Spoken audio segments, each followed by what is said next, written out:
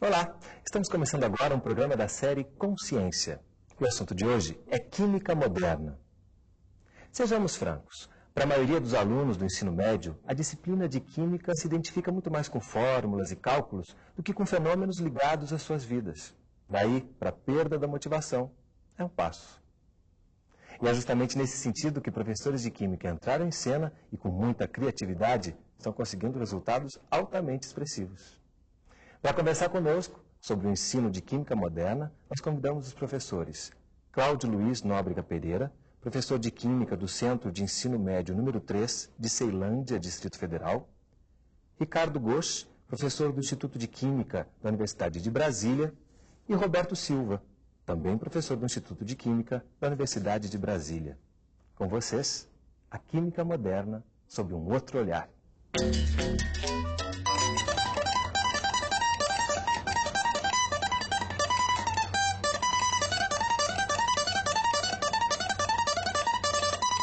O Brasil é um país de jovens cheios de talento, como Lucas ao cavaquinho. Mas para que toda essa habilidade possa florescer, é preciso estimular a curiosidade e o interesse em aprender. Não importa a disciplina, esse é o papel do educador. Incentivar o jovem a pensar e agir, a experimentar sem medo de errar. É questão de curiosidade. Não, deixa eu ver aquilo ali, como é que será que aquilo ali funciona? Qual o resultado que aquilo ali vai dar?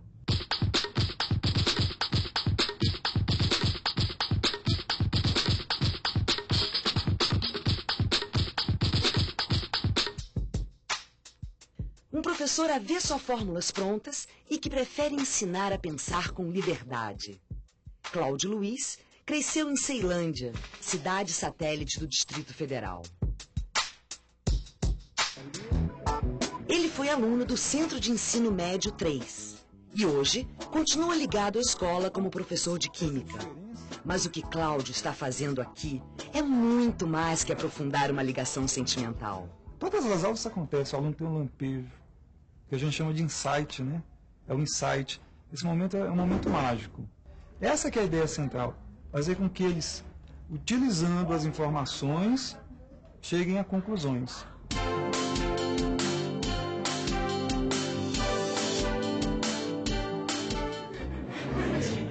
Tá, a gente vai começar falando dos conceitos de ciência, tá? Que são os conceitos que a química aceita porque é uma ciência. O ensino tradicional de Química quase sempre se deparava com obstáculos intransponíveis. Muitos alunos terminam o ensino médio sem saber o que é a Química e o que a Química faz. Então é difícil você gostar de uma ciência que você não sabe o que ela é, o que ela se propõe, o que ela veio. Você só sabe dizer que a Química está presente em tudo. A Química está no dia a dia, mas como? De que forma? Em que ela me ajuda? A disciplina era apresentada como uma ciência fria, distante da realidade. Os conceitos de experiência e laboratório contribuíam para que se pensasse que somente com equipamentos sofisticados e salas altamente aparelhadas seria possível ensinar e aprender a disciplina. É a forma como ela se apresenta para a gente aqui no laboratório. O exemplo aqui do Erlenmeyer com essa solução. Não foi à toa que a tabela periódica virou uma espécie de bicho-papão. Para eles, assim, a figura da química é a tabela periódica e decoreba e fórmula e só chatice para eles. No ano passado eu não prestava atenção em uma aula. Eu não gostava de química, sinceramente, eu detestava.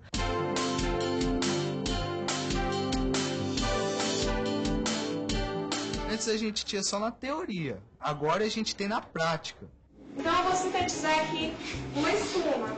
Alguém já viu uma espuma, um pé de espuma, por acaso? Assim como Cláudio Luiz, outros professores de Química também toparam o mesmo desafio.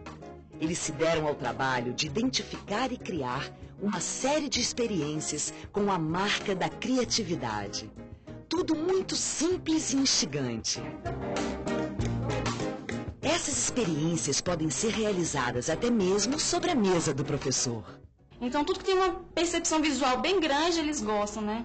Experimentos que mudam de cor chamam muito mais atenção, que tem reações assim de crescimento, né? Que foi o caso da espuma. As propriedades físicas quando mudam, quando estava líquido, fica mais sólido, fica mais pastoso. E também quando a gente promove a interação professor-aluno, não fica só um professor assim repetindo aquele bando de teoria, aquelas coisas chatas que é o que eles não gostam de decorar. Talvez viesse a ser mais cômodo ser um professor tradicional, apenas dar aulas expositivas.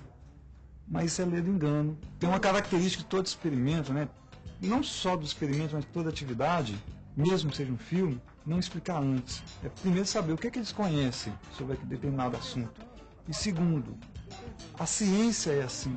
A gente não sabe o que é que vai acontecer. E normalmente, quando se faz um experimento, a gente não sabe onde vai chegar. E aí até uma coisa engraçada. A história da ciência é cheia de acertos.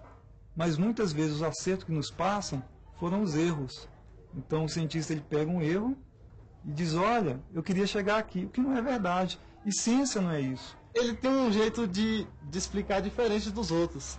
Tem dúvida e ele percebe que as pessoas têm dúvida, mas ninguém levanta a mão para perguntar, entendeu? Ele explica de novo e faz com que a aula fica simples para as pessoas perguntarem. Quando a gente olha assim, parece complicado, mas quando o professor explica assim, é a coisa mais simples do mundo.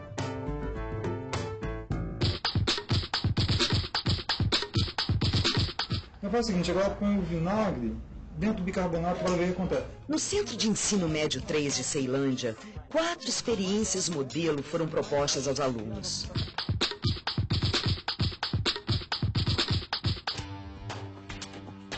Uma manchete de jornal foi o gancho para discussão em sala de aula. Quais os efeitos do novo percentual de álcool sobre os motores? Quem ganhava e quem saía perdendo com a mudança? Será que a gasolina dos postos realmente segue os teores previstos na lei? A gente vai despejar, né? Vai misturar água com a gasolina. Agora eu faço uma pergunta para vocês. Eu vou colocar a água na gasolina ou a gasolina na água? A água na gasolina. Tá, mas por quê? Então vamos fazer um experimento para a gente tentar entender aí?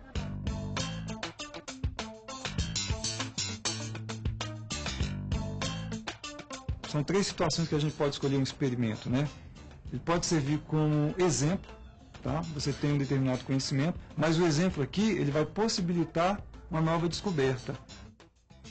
Uma outra situação também que a gente pode usar um experimento é como motivação.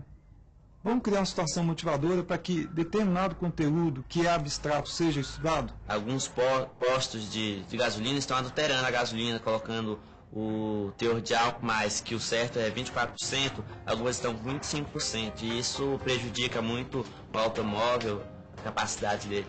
A função desses experimentos, muitas vezes, é criar algo concreto. Eu falo com ele, escuta, você lembra daquele experimento? Aí ele lembra da situação, porque ele vivenciou isso. E aí, né, a gente pode lembrar da história da humanidade. Antes mesmo das pessoas escreverem, as pessoas contavam histórias. Isso é próprio do ser humano. Todo mundo sabe contar histórias. E é o que eles fazem. Conta o experimento para mim. Eles contam.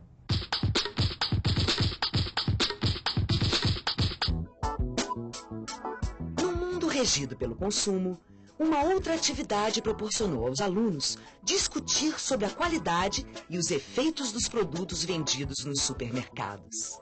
No foco das atenções, o detergente caseiro. A gente vai estar testando a qualidade de detergentes. Se é um sucesso comercial, tem muita gente ganhando dinheiro, tá certo? E aí a gente pode saber que detergentes são melhores ou piores do que o outro. A gente vai comparar o A e o B, e a gente vai tentar saber aí, através do volume de espuma, qual deles é melhor. 5 minutos e 40 segundos. Então, pessoal, olha só, o que a gente viu? Quais são os registros que a gente tem? O volume dos 2 detergentes. No início eram diferentes, parecidos? O volume era parecido. O volume foi da mesma altura, né? Então a gente atingiu aqui quase o final da proveta, né? Hein, Lucas, e o tempo aí? Foi o mesmo para os dois? Não, o tempo nos dois teve diferença. Aí qual a diferença? No A foi quanto aí? Pode falar pra gente? 5 minutos e 40 segundos. 5 minutos e 40 segundos. E nesse daqui? Foi 1 minuto e meio. 1 minuto e meio. Aí é o seguinte, qual a conclusão que você chega aí? Analisando esses resultados. Se eu te perguntasse qual desses dois é o melhor detergente? Com certeza eu optaria pelo que tem a consistência mais resistente, né? Do que o que em menos tempo ficou com a espuma, vamos dizer que rala, muito espaçosa. Bem menos tênue, né? Esse aqui, a espuma foi mais consistente. Exato. Agora, só para te provocar. E se você fosse um ambientalista? A gente viu que essa espuma aqui dura mais tempo. Certo. E se a gente pensasse nos efeitos disso aqui na natureza? Qual seria o melhor? A questão do detergente serve para lavar louça e tal, mas pode afetar a natureza. Isso depende do ser humano, né? Questão do mau uso ou bom uso. Então, o nosso problema inicial é tentar descobrir do que são feitas as coisas, né? Para entender a estrutura da matéria, Cláudio e os alunos utilizam feijão, sal e água. A gente colocou feijão dentro do copo e depois colocamos sal. E houve um aumento do volume do material total? Não, ficou ali em cima dos 100 ml. Como é que cabe tanto material ali dentro de 100 ml? Porque existe espaço vazio aonde? Entre os grãos de feijão, não é isso? Será que ainda consigo colocar alguma coisa aí dentro, tá? Sem que passe dos 100 ml? Água. Será que dá para botar água? Dá. Tá? Vamos tentar então? Como é que a água entrou aí nesse meio? E tinha espaços dentro do feijão e sal. Você acha que ainda tinha espaço? O sal se dissolveu. O sal se dissolveu? O sal se dissolveu, né? Mas como é que o sal se dissolve na água? Se vocês lembram, né? Um dos trabalhos do químico é diferenciar materiais. As densidades da água e do álcool podem ser comparadas utilizando dois recipientes iguais, com quantidades iguais e uma simples tampa de caneta esferográfica. Vocês concordam que eu posso usar essa propriedade, a densidade, para diferenciar dois líquidos? Tá bom? Então eu não preciso colocar mais nem o álcool e nem a água na boca. Basta usar dois objetos de densidades iguais, que pela diferença de densidade dos líquidos, a gente diferencia esses dois materiais. O que será que acontece se eu colocar um objeto dentro da água e o outro dentro do álcool? Bora ver. Faz aí, Lucas. A tampinha afunda porque o álcool é menos denso que a tampinha. Você viu, né, que a tampinha flutua na água porque ela é menos densa do que a água. E no caso do álcool, ela afunda porque é mais densa. Estamos desenvolvendo um conjunto de experiências, né, que os professores podem realizar em qualquer escola desse país, né? São experiências simples, né, utilizando reagentes e materiais disponíveis no comércio local. Muitas dessas experiências os alunos podem fazer em casa, levar os resultados para a escola para discutir com os colegas, com os professores. Vocês têm exemplo de materiais que se dissolvem? Sal. Sal se dissolve na água. Alguém já fez suco? Suco, né? Suco se dissolve na água, né?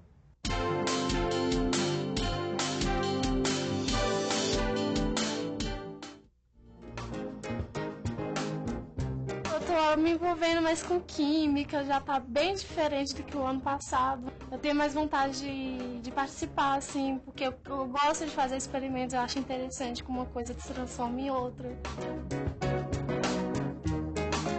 Já enxergo as coisas de um outro modo, né? Com as aulas aqui que o professor Cláudio tem ensinado pra gente, a gente tem aprendido cálculos, experiências, novas formas de observar, né? No caso de você saber usar os produtos até consigo mesmo, em casa, na escola.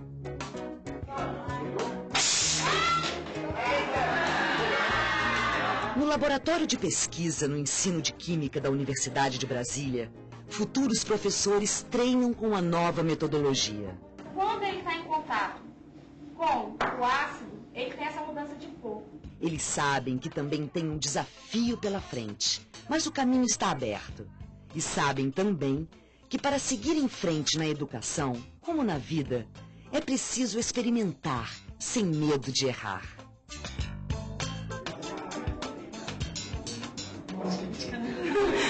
Quando eles vão para a aula de laboratório, eles parecem que estão em outro mundo, porque eles saem de uma coisa assim, aquela coisa bem teórica, tá? Eles saem para a experiência. Então eles veem que A química não é aquele bicho de 7 cabeças que todo mundo tem medo, porque eles conseguem alcançar justamente com o professor Cláudio, com o experimento dele.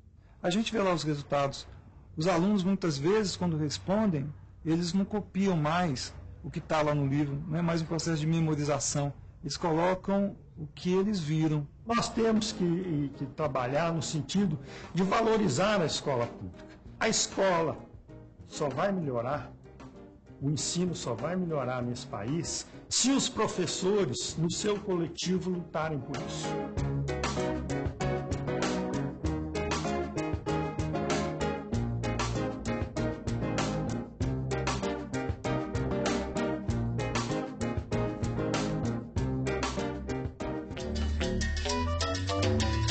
No próximo bloco, a gente vai conhecer um pouco mais do que levou o Cláudio a não se contentar em ser um professor tradicional. E também vai entender um pouco mais como é que é essa experiência. Não sai daí, a gente volta já.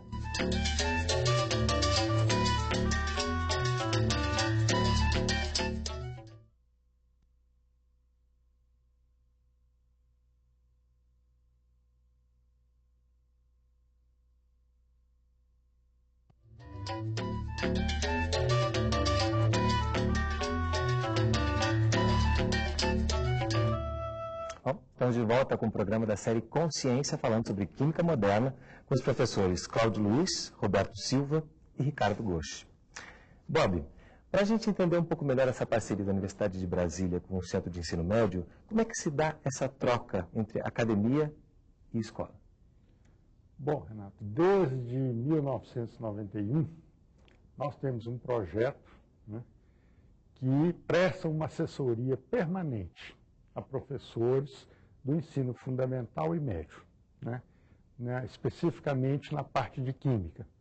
Então, nessa assessoria, nós discutimos problemas que os professores enfrentam na sala de aula, né, sejam eles de qualquer natureza, envolvendo experimentos, desenvolvimento de novas metodologias, a leitura de textos, de tal forma que o professor sinta que ele tem na universidade um parceiro, né? Uma pessoa que pode discutir com ele os problemas que ele enfrenta na sala de aula.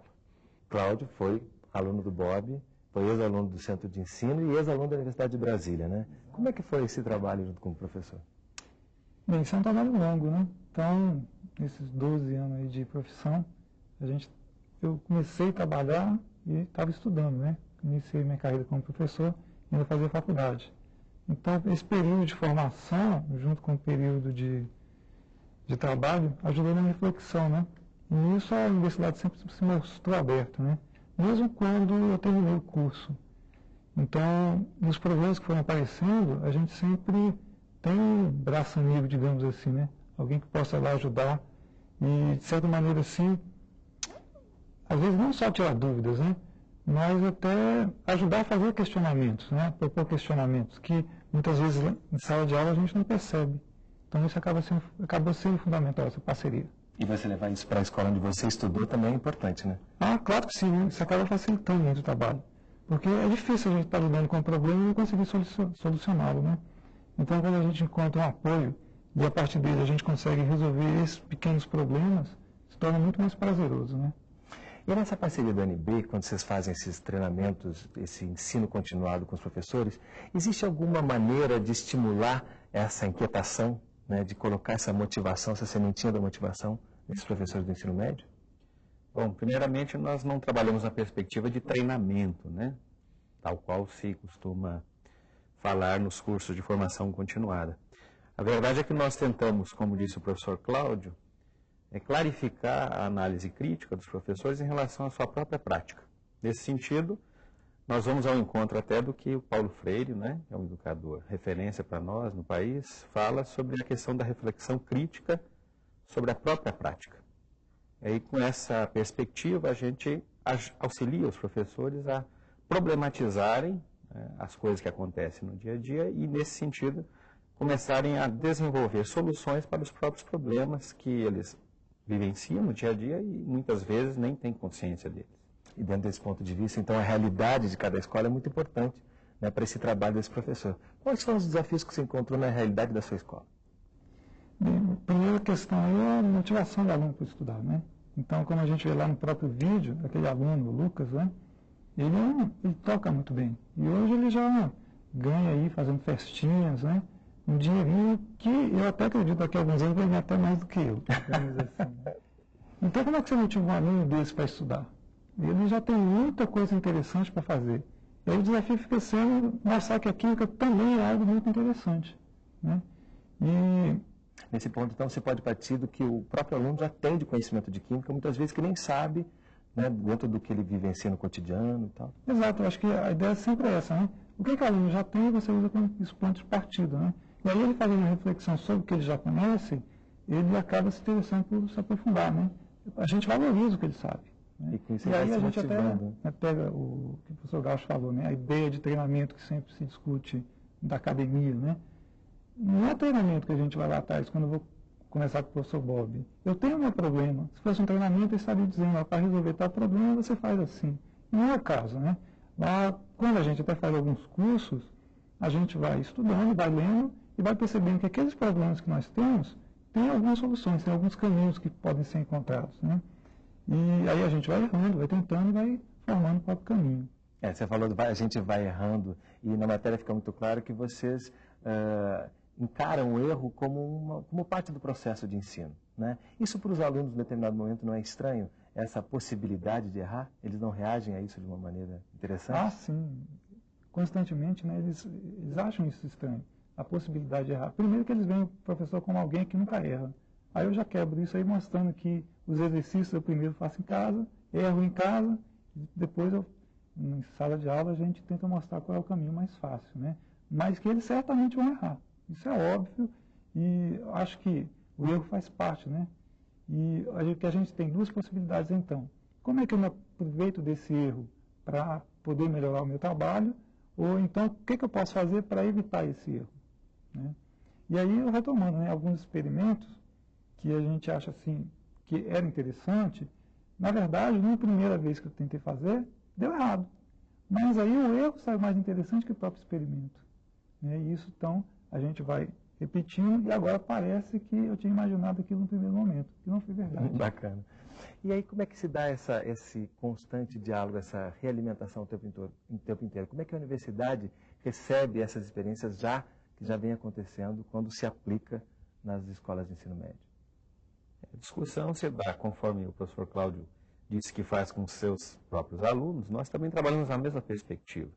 Nós exploramos exatamente aquilo que o professor já traz do seu dia a dia, aquilo que o levou a buscar a universidade, e nós buscamos problematizar juntos, no sentido de, tendo mais clareza dos problemas realmente envolvidos, a gente trabalhar juntos na definição de soluções, ou seja, a perspectiva não é a universidade trabalhando para os professores, mas o laboratório de pesquisas em ensino de química trabalhando com os professores na construção de um conhecimento que se refere à prática docente do dia a dia do contexto escolar.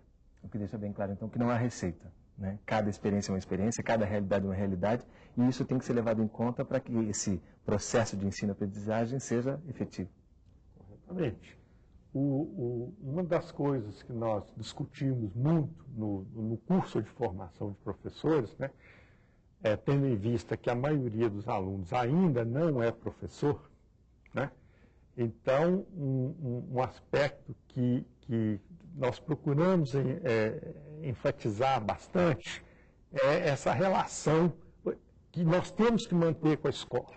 Quer dizer, é fundamental que a primeira coisa que o futuro professor tem que conhecer é a escola, o seu ambiente, quem são os seus alunos, em que contexto essa escola está inserida, quem é a comunidade, quem é o diretor, quem é o funcionário, quem é a copeira, a faxineira, o que ela faz. Quer dizer, esse coletivo é importante. Quer dizer, a faxineira, a copeira, ela tem que perceber que ela é uma pessoa importante na educação nesse país. Não é só o professor, só o diretor, ou só o coordenador. Então, todo o nosso trabalho começa sempre do aluno conhecendo a escola, os seus problemas, as suas dificuldades, né? E as soluções, elas são específicas. Cada escola requer uma solução específica. Então, por exemplo, experiências ou atividades que funcionam muito bem no curso de por exemplo, no matutino, no noturno é um absoluto fracasso. Porque a clientela é diferente, os alunos são diferentes, têm perspectivas diferentes. Então, o professor tem que ter essa sensibilidade, né, de perceber com que clientela ele lida. Perceber o universo onde ele está inserido para ir buscar soluções próprias. Soluções próprias para aquela realidade. Nesse sentido, você quer falar? Sim, então é isso que nós chamamos de clarificar, né, o contexto e problematizar com o professor. Porque se ele não percebe o contexto no qual está inserido, ele não tem clareza das variáveis envolvidas. Então ele restringe as variáveis, às vezes, só a aula de química e despreza as variáveis fundamentais que estão no contexto onde ele está inserido, que é o que o professor Bob colocou agora. Bom, a partir disso, a gente pensa no principal objetivo desse projeto, que é como é que essas experiências vão ser replicadas nas várias escolas de ensino médio no país. O que você tem a dizer em relação a isso? Você acha que isso é possível? Quais são as dificuldades que você vê? Eu primeiro já começaria com a palavra projeto, né? Essa palavra está tomando um tamanho muito maior do que a gente tinha no início. Eu tenho um colega na escola que brinca, daqui uns dias a gente vai ter que fazer projeto para abrir o portão da escola, né? Então, eu acho assim, primeiro, não é um projeto, né, isso que eu faço. As aulas de laboratório são apenas um instrumento que eu utilizo para ensinar determinados conhecimentos da química. Assim como eu poderia estar usando um vídeo, levando os alunos na biblioteca para dar uma olhadinha numa enciclopédia, né, em uma revista, alguma coisa desse tipo. Tanto é que aquelas aulas acontecem no espaço de aula que está planejado para o bimestre, né? São 20 aulas para desenvolver o conteúdo, então dessas 20 aulas eu pego algumas para trabalhar no experimento. Eu não sou um professor só de laboratório, como em algumas escolas acontece em termos de projeto, né? Aquilo ali é uma aula de química, né? Estou ensinando química e naquele momento usando um experimento. Até tem alguns daqueles experimentos que na maior parte das vezes acontecem em sala de aula, por exemplo, da densidade, né? Não há necessidade de se deslocar todos os alunos, nem que todos façam. O experimento por si só já está chamando a atenção, e em sala de aula isso é o suficiente, porque a questão ali é a discussão, né? Então, é um experimento simples, pode ser feito dentro de sala de aula, mas o que é importante não é o experimento em si, mas é o que ele gera em termos de discussão. É o processo todo que gira em torno dessa experiência. Né? Então, você está dizendo também, em outras palavras, que uma escola, para aplicar essa metodologia, não precisa ter equipamentos sofisticados, nada disso. Pode usar a própria realidade.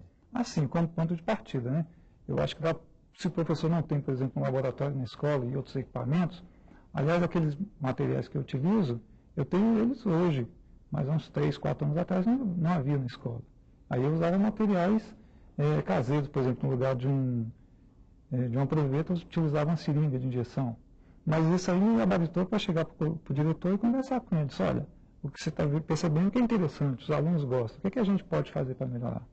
E aí isso, a gente você vai sempre agregando novas coisas. Exato. E você pode, inclusive, junto com a própria comunidade, né?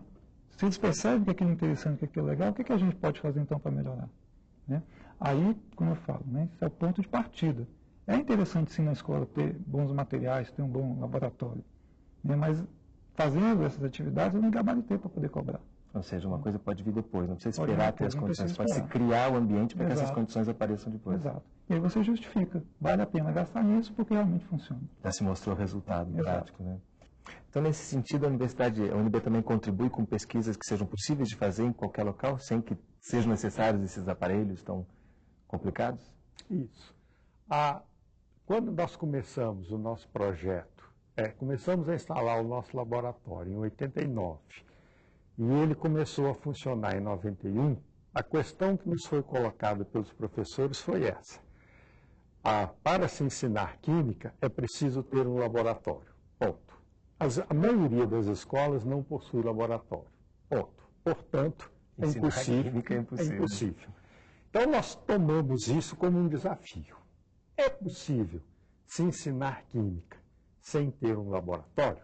Bom, os professores tentam fazer isso o tempo todo, dando as chamadas aulas expositivas. Foi o que a aluna falou no vídeo, né? Que ela não tinha interesse, que não tinha interesse, aqueles conteúdos, as fórmulas, a tabela periódica que tinha que decorar. Então, o desafio que nos foi colocado foi o seguinte: é possível ensinar química sem ter um laboratório? Segundo ponto, é possível realizar experimentos de química né, sem ter o laboratório, de tal forma que o aluno possa fazer uma relação entre teoria e prática.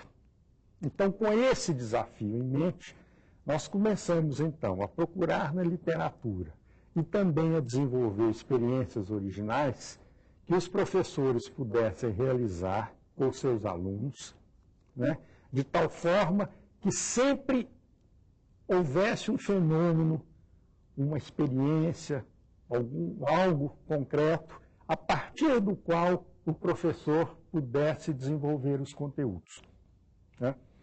E um terceiro ponto limitante, quer dizer, as escolas não dispõem de recursos para adquirir livrarias e equipamentos, né, típicos de laboratório. Então, esse desafio nos foi colocado. Vamos realizar experiências utilizando materiais disponíveis no comércio local, não é sucata. Nós não trabalhamos com sucata, né? Fazemos experiências com sucata. Não, nós trabalhamos, ao invés de beckers, né, que custam caríssimo, nós usamos copos de cristal, usado em festas. Becker seria o quê? Seria aquele frasco, o copo de vidro, custa mais de R$100 cada um. Nós usamos o copo cristal para coquetel, que custa R$4, R$5 o centro, né? Medimos volume usando seringas descartáveis que você compra na farmácia e por aí vai. Mas por que a sucata não seria, por exemplo, se existe algum tipo de sucata que seja usável? Você acha que isso não... Não, é porque essa palavra sucata, ela já tem esse preconceito, esse pejorativo. Quer dizer, trabalhar com sucata significa coisas de segunda categoria, entendeu? Coisa que, isso é sucata na escola pública, na escola particular se trabalha. Não é nada disso. Vamos desmistificar isso. Nós trabalhamos com materiais, equipamentos que os professores ou a escola podem adquirir na cidade, no próprio município, ou coisas que os alunos podem trazer de casa para realizar os experimentos. E a importância desse trabalho é que os alunos sempre relacionam a teoria com algum fenômeno. Um fenômeno que está próximo deles, como a gente viu, que são as experiências da gasolina, do detergente. Isso também é importante, partir desse universo que eles convivem no dia a dia. Sim, perfeito. E só complementando o que o professor Bob falou, tem coisa interessante, né? Muitas vezes a gente recebe equipamentos lá na escola, tem alguns que eu nunca utilizei. São equipamentos que são caros, né, mas estão lá parados. Isso porque não atende as minhas necessidades, os problemas que eu tenho para resolver, né? Aí, voltando à questão dos materiais do dia a dia, acaba assim, sendo interessante porque, de certa maneira, você também trabalha a criatividade com o aluno, né? Que é um outro elemento que faz parte aí do processo de educação. Então, você está passando conteúdo de química, mas também está fazendo com que eles aprendam a trabalhar o pensamento lateral, né? Utilizar coisas que não são tão comuns para resolver problemas. E eu acho que, no final das contas, até que... Imagina assim, se aprender química, nossa, eu vou ficar muito feliz. Mas se eles aprenderem a resolver os problemas que eles vão ter que enfrentar pela vida, esse é o meu maior objetivo, né? E eu acho que isso a gente consegue passar com essa proposta, né? Ok. No próximo bloco a gente vai entender um pouco melhor como é que se dá essa relação entre o professor Cláudio e os seus alunos. Sai daí, a gente volta já.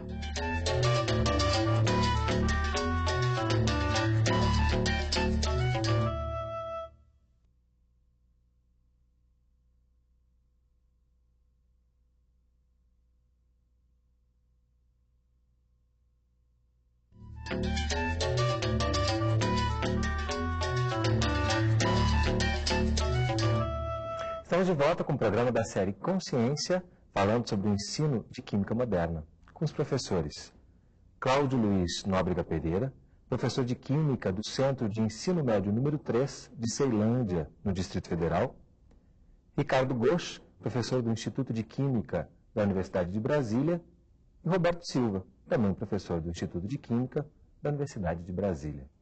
Cláudio, a gente viu no vídeo o trabalho que você faz com seus alunos. Que conteúdo você estava trabalhando com aquelas experiências? Olha, esses experimentos são interessantes, né? Porque a gente pode abordar aí conteúdos de diversos níveis, desde a oitava série, primeiro ano, segundo e terceiro ano. Depende do que o professor está querendo atingir, né? Por exemplo, se a gente pega o experimento da gasolina. Eu estava trabalhando aí no início do primeiro bimestre a presença da química na sociedade, né? Então, como é que é o trabalho do químico, né? Qual a importância da química, de que maneira ela ajuda as pessoas, né? Mas ela também serve para discutir solubilidade, né? Você tem lá a gasolina, a mistura com o álcool, tem um certo teor. Quando você faz o experimento, tem solubilidade, o álcool é mais solúvel na água, quer dizer, isso depende da situação. Pode ser trabalhado lá no terceiro ano, quando você está discutindo a química orgânica, né? Tem os hidrocarbonetos, os álcoois, a estrutura das moléculas, né? A estrutura da matéria. Então, pela fórmula, a gente consegue explicar essa questão da solubilidade, por que o álcool vai ser mais solúvel na água. Dá para explicar a polaridade de ligação, né? Conceito aí já que é trabalhado no segundo ano. Quer dizer, o conteúdo ali foi o que tirei, né? O experimento ele se presta de diversos fins. E você deixou a gente curioso ali naquela experiência, por que você coloca água na gasolina e não a gasolina na água? Bem, ali na verdade faz parte do contexto, né? Eu já vi trabalhar densidade com os alunos, então eu estava querendo testá-los, né? Estava fazendo uma avaliação. Se eu ensinei densidade, eles devem ter aprendido. Se eles aprenderem, eles, né, tomariam uma decisão. Não é que tem uma resposta certa ali. Pode ser feito tanto um quanto o outro. Mas a questão ali é saber que a gasolina vai flutuar sobre a água, né? Isso está relacionado com a densidade. E aí qual seria o problema? Se você colocar primeiro a água, depois a gasolina não vai passar pela água e aí a água não tem como retirar o álcool, né? Aí que está o problema. Mas isso pode ser evitado. Teve uma outra aula que um aluno falou, né? Tanto faz, professor, basta agitar, né? Mas aí tem um inconveniente, isso aí já vem da prática, né? Eu já senti muita dor de cabeça cheirando o vapor da gasolina. Quando você faz esse movimento, parte da gasolina se espalha. A gente vem vendo aqui ao longo do programa a importância de se trabalhar na prática, né, com laboratórios. Mas até que ponto você precisa também de uma aula expositiva para trabalhar conceitos antes de aplicá-los?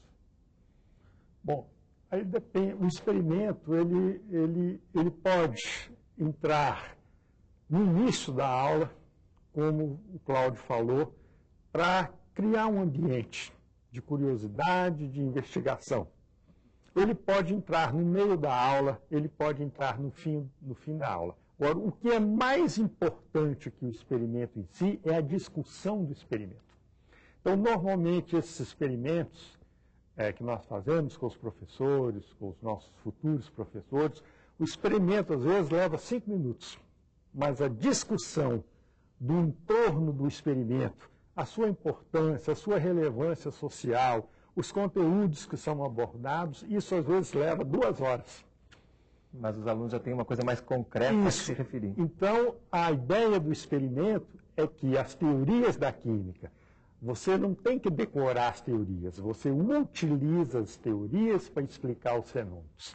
Se o aluno consegue estabelecer essa relação, que uma teoria foi sempre desenvolvida para explicar um fenômeno, a coisa fica muito mais fácil. Você vê sentido, vê razão em aprender aquela teoria. Não é uma teoria para cair na prova, para cair no vestibular. É uma teoria que vai responder, que vai explicar um fenômeno, seja da natureza, seja do cotidiano dos alunos. O que você pode acrescentar a esses experimentos? A sua pergunta remete a uma concepção que se tem, às vezes equivocada, da relação teoria-prática, né, quando você fala de aplicar a teoria. Na verdade, como disse o professor Bob, a química é uma ciência experimental. Então, outra questão que poderia se colocar é como ensinar química sem experimento, sendo que ela é uma ciência experimental. Os conhecimentos químicos, eles tentam responder a questões que são colocadas na forma de fenômenos práticos. Então, de fato, como que eu posso imaginar uma resposta que venha antes da pergunta? A pergunta na química é o fenômeno. A resposta são os conhecimentos teóricos que a química nos oferece a partir da sistematização que foi feita ao longo do tempo na evolução dos conceitos da química. Então, efetivamente, quando um professor apenas usa o experimento para ilustrar aquilo que ele afirmou teoricamente, digamos assim, ele está deformando a própria relação teoria-prática que se estabelece naturalmente na construção do conhecimento químico. Então, como disse o professor Bob e o professor Cláudio, nós precisamos ter no experimento o problematizador, é aquilo que gera as perguntas. Se os alunos não têm perguntas, de que valerão as respostas que nós estamos oferecendo com os conhecimentos químicos? Efetivamente, como disse o professor Bob também, o tempo do experimento é o menos importante. O maior problema que precisa ser analisado pelo professor de química é que ele tem que fazer com que os alunos exercitem a capacidade de fazer perguntas. E aí, a partir daí, construir paulatinamente a compreensão que a química oferece dos fenômenos observados. Como o Ricardo falou, né, essa ideia da teoria, ela serve para explicar um experimento, né? E as perguntas, elas só são interessantes para ser respondidas quando elas são feitas de fato. Se você já tem a resposta, não é uma pergunta. Eu vou lembrar lá do experimento da densidade, né? Até que, pela questão do audiovisual, né, antecedeu-se a explicação depois do experimento. Normalmente, eu começo problematizando da seguinte maneira. Você tem o álcool e tem a água. Como é que eu posso diferenciar isso? Está aí um problema. A maior parte dos alunos já tem um certo conhecimento. Professor, o álcool tem um cheiro tal, tem um determinado sabor que é diferente da água. Tem gente que ainda lembra assim, o álcool pega fogo, que é uma propriedade química. Mas é risco, né? A gente poderia beber. E se fosse metanol? Cria um problema. Já não é tão conveniente você beber. Aí a gente pode até conversar sobre metanol. Aí é que entra a proposta do experimento. Vamos contar uma outra maneira de identificar esses materiais sem que eu tenha que beber isso? Né? Pode ser veneno também. Aí entra então a tal da densidade, que é uma propriedade que até eles já têm um certo conhecimento, né? Mas ela está servindo para alguma coisa. E a partir daquilo ali você pode definir, né, esse conceito de densidade dos materiais e perceber que ele tem uma utilidade para o químico. Né? Ele serve para diferenciar aqueles materiais. E aí então é interessante que fazendo o experimento, os alunos já propõem outras questões. Uma delas, e se misturar água com álcool? Está aí um problema. Fazendo o experimento, está lá na hora, a gente mistura.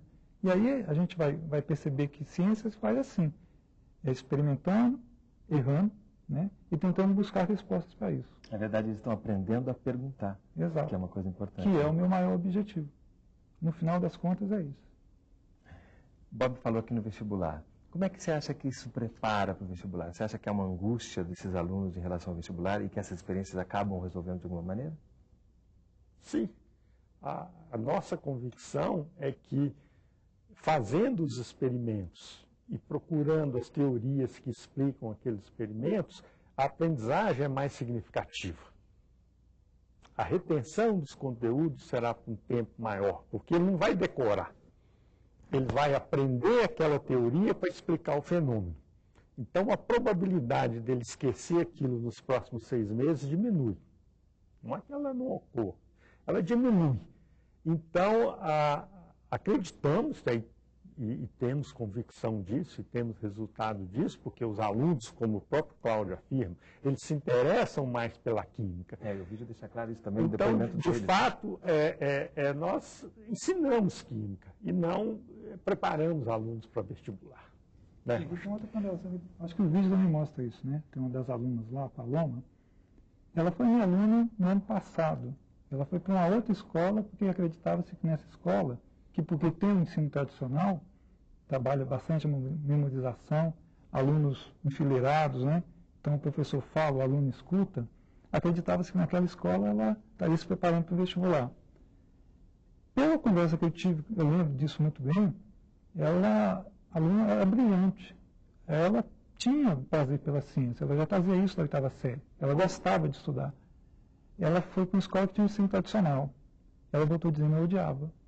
E aí, um aluno que você está preparando para o vestibular, vem depois te dizer, eu odeio isso. Qual foi a vantagem que você ganha com isso? Eu acho assim, pelo que eu tenho percebido ao longo dos anos aí, o aluno que vai para a universidade, ele vai independente do professor. Porque para estudar, ele dá conta de fazer isso. Depois vai ter um cursinho. Eu tento despertar essa paixão neles, né? Para ficar acordado, além de meia-noite, estudando, tem que estar apaixonado por essa ciência. E aí é o seguinte, é uma das grandes áreas, né? Existe emprego na área de química, o professor de química está faltando. E por que as pessoas não procuram fazer isso? Está faltando emprego para todo mundo, por que não estudar química e ter um emprego nessa área? Então, se eu conseguir fazer com que eles se apaixonem, eu posso gostar um pouco mais de química, eu posso estar, então, encaminhando a gente para o vestibular. E aí, provavelmente, eles vão passar com maior facilidade.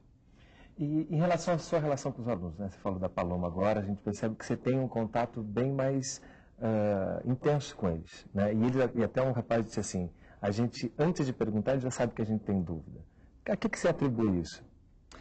Bem, aí é aquela questão da formação, né? Eu disse, não tem receita para ensinar. A gente, mais ou menos, Tem sim algumas que a gente pode seguir. Existe metodologia, né? Eu faço avaliação constantemente. Quando eu comecei o experimento, fazendo uma pergunta, eu estava avaliando. Mas é uma avaliação informal, sempre informal, da prova. Sempre né? da prova. Eu estou sabendo se vocês estão aprendendo ou não. Se eu passei de a aula, mas no final a gente faz perguntas, conversa, e a gente vê se o aluno está entendendo ou não. Quando ele faz aquela relação, aquela referência, né? É porque normalmente quando eu estou explicando, eu estou olhando para os olhos. Eu estou será que eles estão entendendo? E o aluno ele mostra isso. Quando ele entende, ele arregala os olhos.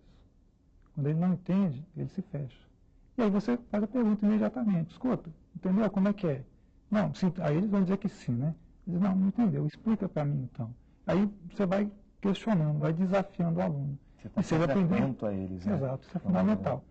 Outra coisa que é importante, isso aí aprendi com os índios, né?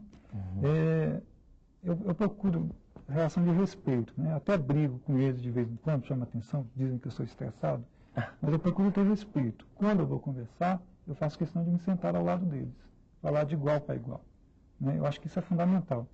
E respeito aí não significa tratar todo mundo de bonitinho. Em determinados momentos eu sou duro, mas tem que eu tenho um objetivo a ser atingido. E eles compreendem isso. No final das contas, compreendem. E como é que a gente pode falar sobre a avaliação desse projeto? O que a gente já tem, como é que a gente já pode dizer, como é que a gente pode medir o sucesso disso tudo? Na Universidade de Brasília nós temos uma proposta de seleção de ingresso nos cursos de graduação, que é uma referência nacional, que é o Programa de Avaliação Seriada, em que a gente está traçando um perfil dos alunos que ingressam na universidade por este sistema. E a gente percebe que o perfil que tem, digamos assim, preponderância no ingresso é o perfil do aluno questionador, que questiona não só a questão teórica, digamos assim, mas as próprias regras que estão envolvidas no jogo educativo. Essa questão do respeito, dos valores, leva à universidade alunos mais críticos, que cobram maior qualidade de ensino, que não se contentam com submissão passiva na aprendizagem, mas ao contrário, esperam que os professores discutam os porquês, porque já foram trabalhados dessa maneira desde o ensino fundamental. Então, experiências como a do professor Cláudio, elas só tendem a ser bem-sucedidas. Por quê? Porque nós estamos formando pessoas para questionar, e não é possível imaginar uma cidadania exercida com passividade, com submissão. Só o questionamento constante, uma posição ativa no processo, pode levar a sociedade a um patamar de questionamento dos seus valores, da sua estrutura, e assim transformá-la para melhor. E aí nisso a gente também está valorizando, transformando o ensino público para atingir esses objetivos. Né? Exatamente, o ensino público. Nós temos um exemplo, o professor Cláudio veio da escola pública, está trabalhando na escola pública, tem um compromisso com a escola pública, e nós somos uma universidade pública, investindo também no ensino público com todo o nosso empenho, com a nossa convicção de que o ensino público é sim um ensino de qualidade, se estiver permeado por propostas como a do professor Cláudio e não estiver preso a situações de adestramento para a realização de uma prova de vestibular. Ou seja, a química para nós é um meio e não um fim em si mesmo. Nós pretendemos educar por meio da química e não formar químicos. E a gente está falando aqui de um projeto de Ceilândia, que é uma cidade satélite de Brasília, onde fica a universidade. Né? E se tiver caso de outras escolas, outros professores que se interessaram, como é que eles fazem para ter acesso ao UNB? Isso é possível? Sim. Como eu disse, esse nosso projeto, que se iniciou em 91, ele começou com essa assessoria permanente aos professores e alunos também, né? Nosso laboratório recebe alunos. O vídeo mostrou. Nós recebemos alunos também. Mas esse projeto tem uma limitação que ele se restringia à região geográfica do Distrito Federal, né? O Distrito Federal o entorno, que os professores têm que se deslocar de sua escola até a Universidade de Brasília. Mas a partir desse ano, nós iniciamos um projeto de assessoria aos professores pela internet.